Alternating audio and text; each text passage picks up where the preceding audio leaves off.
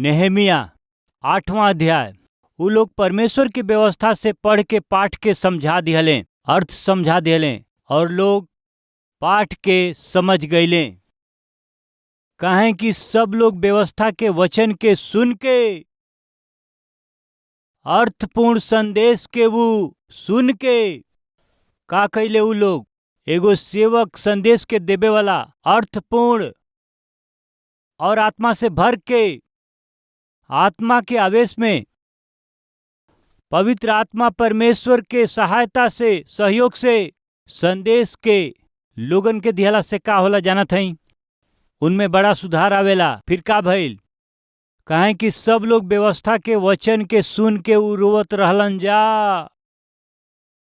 जब उ रोवत रहलन जा तब नहमिया जवन अधिपति रहले और यजरा जवन याजक शास्त्री रहले और जवन लेवी लोग के समझावत रहलन जा। नेहमिया एगो अधिपति हमें, हम अधिपति हई, ई प्रचार उ ना कैले। अपना जगह के हम जानत हई। उपदेश के स्थान उपदेश देवे वालन के दिहले।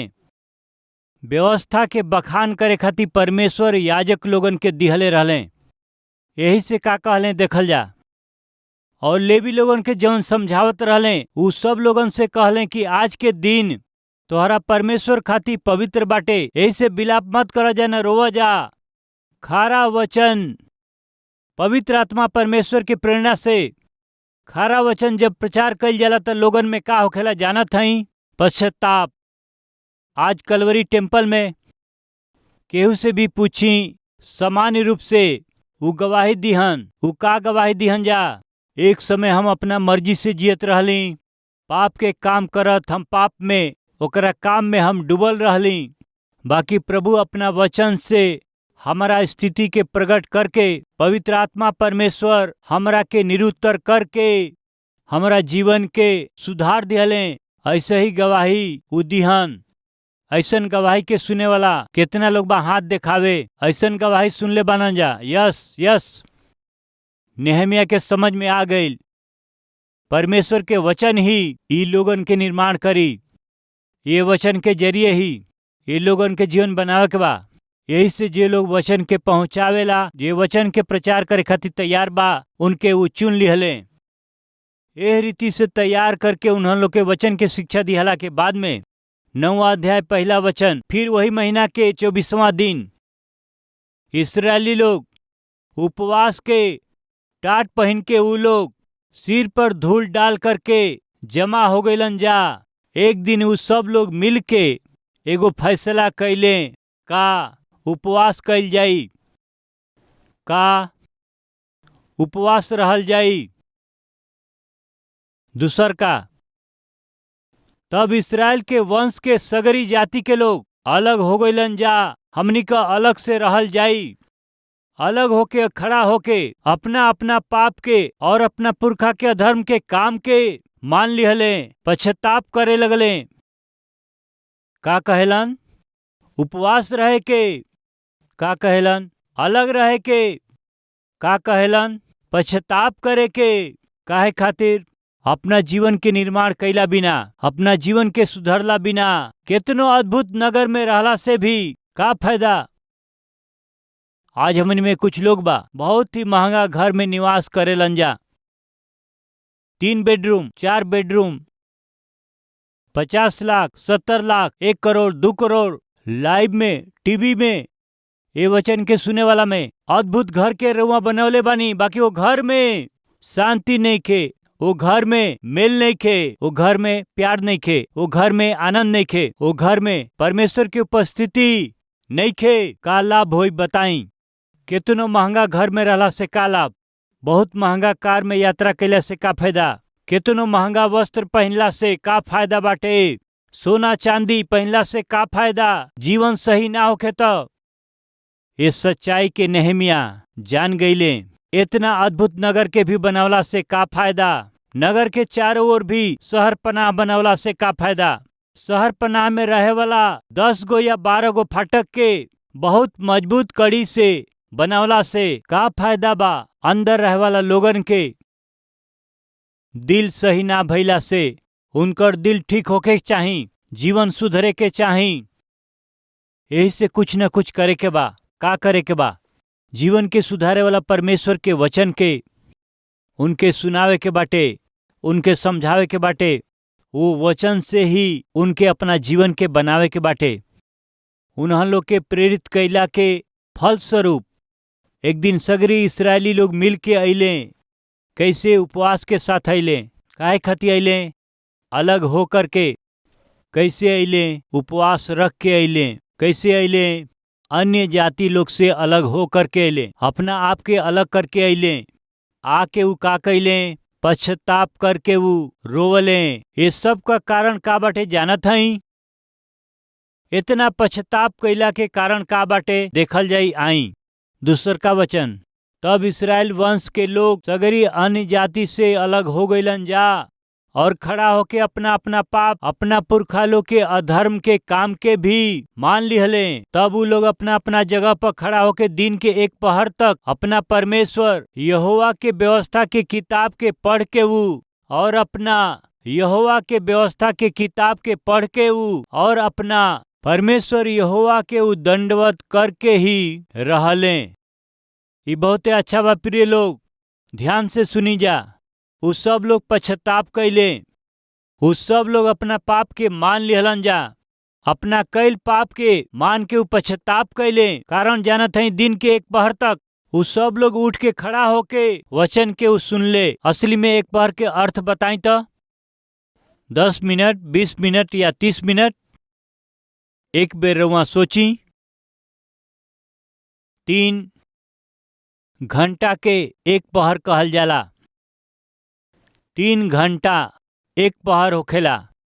यानी सबसे पहले उ लोग का कैल इहो बाइबिल में बा। आई देखल जाओ। तब उ लोग अपना अपना जगह पे खड़ा होके दिन के एक पहर तक अपना परमेश्वर यहोवा के व्यवस्था के किताब के पढ़ के और 3 घंटा तक वो वचन के सुनत रहले। बहुत से स्थान में 20 मिनट का संदेश, उहे अमेरिका में देखला से 20 मिनट का संदेश, 30 मिनट का संदेश, 1 घंटा की आराधना, कुछ जगह में आधा घंटा की आराधना, 45 मिनट की आराधना।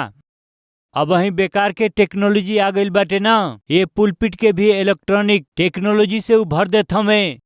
हमरा जैसे प्रचारक यदि ये पुलपिट पर आके बाइबल रख के 30 मिनट ही रहुआ के बोले के बा, यदि हम 30 मिनट से अधिका प्रचार करत रहब, रुकब ना तो ई पुलपिट धीरे से वहाँ चल जाई। हम वहाँ अकेला रह जाई, ओकरा साथे हमार बाइबल भी चल जाई। वहाँ रहला से हम कोनो दूसर मैसेज ना शुरू कर दें। वहाँ टेक्नोलॉजी 20 मिनट, 30 मिनट से ज्यादा वचन सुनला के आत्मिकता आज बहुत से देश में नइखे रह गई। 30 मिनट काफी है, काफी है। 30 मिनट बहुत बा। बाकी परमेश्वर का धन्यवाद होके कलवरी टेम्पल में, ये पवित्र कलीसिया में पवित्र वचन के हर रविवार निश्चित रूप से 60 से 70 मिनट तक रउआ सुनत हई। यूथ फेस्ट होके या रात के प्रार्थना होके, विशेष प्रार्थना सभा में रउआ ध्यान देत बानी। 2.5 घंटा, 3 घंटा, 4 घंटा, 5 घंटा बीच में बिना रुकले संदेश देवे के अवसर बहुत बाटे। तो हम लोग में बहुत से लोग वचन से प्रेम करे वाला बाटे। ओहि दिन जीवन के सुधारे के बाटे। सुंदर नगर, सुंदर शहर पनाह के अच्छा प्रजा के रूप में हमनी के रहे के बाटे। त सुंदर पवित्र वचन के हमहन के सुने के बा। कितना देर तक वचन के सुन ले? 3 घंटा तक। 3 घंटा वचन सुनला के बाद उ लोग का कइल? उ लोग 3 घंटा तक प्रार्थना कैले। कृपया सुनी, वचन प्रार्थना ई चिड़ई के 2 पंख के समान बा। ज्यादा समय बाइबल पढ़े के बा या ज्यादा समय प्रार्थना करे के बा? सवाल कैला से वचन प्रार्थना दोनों बराबर होके के चाही। एगो चिड़िया के ऊंचा स्थान में उड़े के बाटे तब दोनों पांख मजबूत होके के चाही। ई दोनों पांख उनकर मजबूत रही तो ऊ उड़ला से शिकारी के पहुंच से बाहर ऊंचा स्थान में ऊ उड़ करके ऊ आगे बढ़ेला। बाकी हमन में कुछ लोग बहुत देर प्रार्थना करके, थोड़ा देर प्रार्थना करके धन्यवाद हालेलुया आमीन, असली में बाइबल पढ़बे ना करेलन, बाइबल के छुएबे ना करेलन, बाइबल पढ़बे ना करेलन। कितना निचता बा। प्रिय भाई और बहन लोग, बाइबल बतावेले कि आदि में चंगाई रहल और उ चंगाई परमेश्वर के साथे रहल और उ चंगाई परमेश्वर रहे और उ चंगाई देह धारण करके ऐसन बाकार और बाइबल में ई नहीं खे। आदि में का हवे? वचन रहे, वचन परमेश्वर के साथे रहल और वचन परमेश्वर रहे और उहे वचन अनुग्रह और सच्चाई से हमनी के बीच में डेरा कैलस। उहे वचन प्रभु यीशु मसीह हमें, उ वचन ही, उहे वचन लोगन में बदलाव लेके आवेला। हम चंगाई के विरोध करे वाला प्रचारक ना हई, हम जेकर प्रचार करिला यहोवा चंगा करे वाला परमेश्वर हमें। यदि कोनो मूर्ख सतीश कुमार चंगाई पर विश्वास ना करेलन, कोनो मूर्ख सतीश कुमार जी पवित्र आत्मा पर ना विश्वास करेलन, यदि कोनो मूर्ख सतीश कुमार के ऊपर पवित्र आत्मा के अभिषेक नहीं के, यदि वो कहत हमें तो हम कहत हैं उनके बाइबल नहीं खे मालूम, हम कहत हैं वो आदमी के परमेश्वर का सेवकाई के विधि का है नहीं खे मालूम। पवित्र आत्मा के सहायता के बिना ये पवित्र शास्त्र के का हम व्याख्या कर सकिला का? पवित्र आत्मा हमारा में रह के वचन ना प्रचार कैला से इतना लोगन के जीवन सुधारल गईल संभव बाटे का कहल जाई। यही से यीशु मसीह कहले कि तुम लोग हमारा बात पे विश्वास नहीं खजा करत, कम से कम काम के देख के विश्वास कर जा।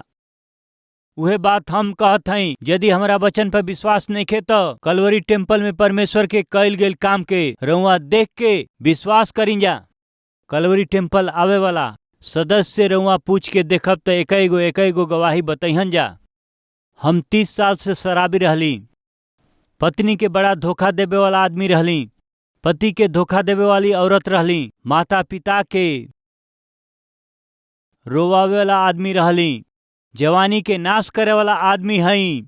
एगो बहिन ड्रॉप बॉक्स में एगो लेटर डलली, वो लेटर में का बा? उ का लिखली? भैया नौकरी खाती हम हैदराबाद में अली, हम अपना मित्र के देखत हई, हैदराबाद के पाप में वातावरण के देखत हई।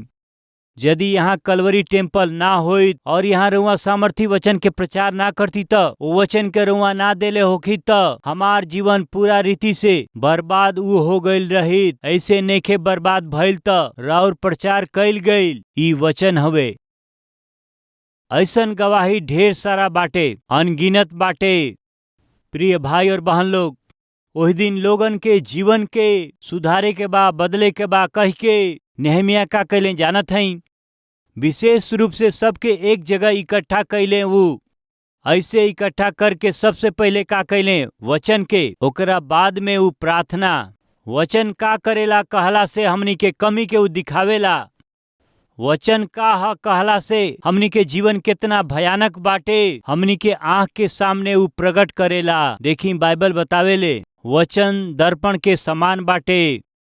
दर्पण के सामने खड़ा भइला से तोहर कमी दिखाई देई, वैसे ही वचन के रुआ सुनब त अपना कमी के रुआ जान पाइब। वही दिन नहमिया कैसे वहां के लोगन के जीवन के निर्माण करे खातिर 3 घंटा यदि खड़ा बड़े तो ई समान बात नहीं खे। काहे 3 घंटा उ खड़ा रहले, काहे 3 घंटा तक उ लोग प्रार्थना कइल? ओकरा पीछे रहे वाला कारण का बाटे हम बतावे जात हई। आज के दिन प्रिय भाई और बहन, जीवन के निर्माण करे के बाटे ऐसन आशा वचन सुनला के बाद में उनकरा के लागल। जीवन सही रहे के चाही, पवित्रता से जिए के बाटे, हमके अपन घर बनावे के बा, हमके भी जवानी के रक्षा करे के बा, हमके भी परमेश्वर के हाथ में उपयोगी पात्र बने के बाटे। यह रीति से रउआ के प्रेरित करे वाला परमेश्वर के ही वचन हवे। वो वचन के पढ़ला के बाद रउआ में का होखेला? रउआ उपवास करब, अपना के अलग करब, पश्चाताप कर बजा। कैसे? कब? बिल्कुल अबहिए। वचन के महत्व देवे खातिर अभिनंदन करत हैं यही समय। यदि रउआ में केहू भी अपना जीवन के ना बनौले होई हन तो वही पाप में जीवन के आगे बढ़ावत हई त परमेश्वर के जीवन अर्पण कैला बिना अब हम अपना जीवन के शैतान के सौंपले बानी। तब आज अपना जीवन के सुधार लें। हम समाप्त कैल चाहत हई। एगो अद्भुत बंगला रहे, वो कीमती बंगला रहे, वो एगो करोड़पति के बंगला रहे। वो बंगला के चारों ओर सुंदर गार्डन रहे। वो बंगला में सुंदर रोशनी खातिर लाइट वहाँ लागल रहे। वो क्षेत्र से केहू जाओ तो वो बंगला के सामने से जाए के पड़े, काहे कि वो बड़ा सुंदर रहे। वो करोड़पति एक दिन जब निपट गए, मर गए। विचित्र बात ई बा कि करोड़पति मरत मरत वो बंगला के केकरा नाम से लिख के गए, रउआ के मालूम बा का? वो मरत मरत वो अद्भुत बंगला के का कैले कि शैतान के नाम लिखलें। केकरा नाम? हम अपन पूरा संपत्ति और बंगला के शैतान के नाम से लिख के अब जा रहल बानी। ऐसे लिख के मर गए। प्रिय लोग, कोनो अच्छा काम, संस्था या मंदिर खातिर के नाम में लिख देतन तो अच्छा रही, बाकी शैतान के लिख देले। अब वो बंगला में के रही बताई? शैतान ही रही। वो प्रांत में रहे वाला अधिकारी का कर सकेलन? शैतान के नाम लिख दिले, रह ना सकेलन, वही से वो लोग वहाँ छोड़ दियल। कुछ महीना बीतला के बाद में ओकरा पास में रहे वाला गार्डन बगीचा के माली ना भइला से वो बगीचा का भइल? जंगल बन गईल। जंगली पेड़ पौधा बढ़ गईल। लाइट जरावे वाला नइखन, रोशनी ना रहल, वहाँ चमगादड़ भर गईली। कुछ समय के बाद वो आदमी वो बंगला के केकरा नाम लिखलें बताई जा? शैतान के नाम कर दिहलें। वो कौन से बंगला बन गईल? भूत बंगला बन गईल। ओकरा नामे कैलन, यही से बन गईल। भूत के नाम बंगला कैला से वो भूत के बंगला बन गईल। मेहरबानी से ध्यान दें, हमनी में केहू लोग अपना जीवन के शैतान के नाम से कर देले बाड़े। यही से उ रउरी जीवन के बर्बाद करके रख देले बाटे। रउआ जीवन बोली ना, बुरा बोली ना, आँख से रउआ बुरा देखिला, राउर बुरा जीवन के बितावत हई। ऐसे कब तक रउआ जियब? रउरी नाश होखे वाला जीवन के, उ तोहरा पापी जीवन के, पाप में जीवन के प्रभु यीशु मसीह के हाथ में रउआ पश्चाताप करके रउआ सौंप देव तो यही दिन रउरी जीवन के हमार प्रभु पवित्र करी हैं, पवित्र व्यक्ति के रूप में रउआ के बदल दी हैं। आज हमनी में केहू बा का? हम अपना जीवन के पाप के सौंप दिहली, पाप के लोगन के सौंप दिहली, शैतान के सौंप दिहली। वो हमरा जीवन के नाश करके रख दिल बड़े। बाकी आज हमरा के जान से प्यार करे वाला प्रभु जी हमरा के वचन देत हमें, हमरा जीवन के सुधार के, हमरा जीवन के पवित्र बनाए वाला, जीवन के फलवंत करे वाला यीशु जी के हम जीवन सौंपत बानी। कहतनी तो हमारा साथे मिल के प्रार्थना करब का?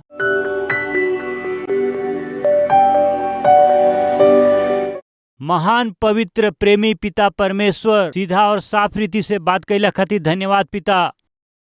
नेहमिया अद्भुत आत्मिक हमें नगर के उ बनौले, फाटक के उ बनौले, बाकी लोगन के जीवन यदि ना बनावल जाओ तब हाय बनावल गईल नगर और फाटक का होई? नगर के बनावे के, शहर पनाह के बनावे के, ऐसे बढ़ के लोगन के जीवन बनावल जरूरी बा। वो चाहत रहलन यही से ओहन लोग के जीवन के खाली राउर वचन ही बना सकेला। ये सच्चाई के वो जानत रहले, एक खातिर वो वचन के महत्व दिहले, वचन के ही वो प्रचार कैले, वचन के ही वो लोगन के सुना दिहले, वचन ही ओहन में पश्चाताप लेकर के आइल, उन्हन के अलग कैले, उनके पवित्र कैले। पिता राउर वचन ही जीवन के पवित्रता के साथ वचन देवे वाला सेवक लोगन के उठाई पिताजी। हमन के देश में रहे वाला कलीसिया के रखवालन के रउआ दर्शन देई, खरा वचन के उपदेश देवे वाला सेवकन के रउआ खड़ा करी। पिता कलीसिया में आवे वाला सदस्य लोगन के रौरी वचन के जरिए पोषण करे वालन के सेवक लोगन के खड़ा करी है पिता, तैयार करी पिताजी, आगे बढ़ाई पिता। राउर वचन ही जीवन के सुधारेला, राउर वचन ही परिवार के भी बनावेला, ई वचन ही पापी लोग के पश्चाताप में चलावेला, राउर वचन ही पापी मनुष्य के पवित्र बना देला। रौरी वो वचन के ही प्रेम करे वाला, सुनावे वाला पवित्र सेवक लोग के उठाई हे पिताजी। ऐसन अनुग्रह हमनी के राज्य और देश के देई हे पिताजी। वचन से प्यार करके वचन के प्रचार करे वाला हर एक सेवक के, कलीसिया के रखवाला के बहुते आशीष देई। उन्हों लोग के कलीसिया के रउआ आशीष देई। उनकरा कलीसिया के सदस्य फलवंत होके पिता बढ़ सके ऐसन आशीष रउआ देई। जीवन के सुधारे वाला रौरी वचन के रउआ पिता, दान देवे वाला दाता लोग के हम प्रार्थना करते हैं पिता। 17 भाषा में पिताजी, चारों कोना में रौरी वचन के पहुंचावे वाला पिता रौरी वचन के आशीष दे दें, समृद्धि दें, उनके और उनका परिवार के आशीषदायक बना दें। रउए के आदर महिमा देत हम प्रार्थना के यीशु मसीह के नाम से मांगत हई, आमीन।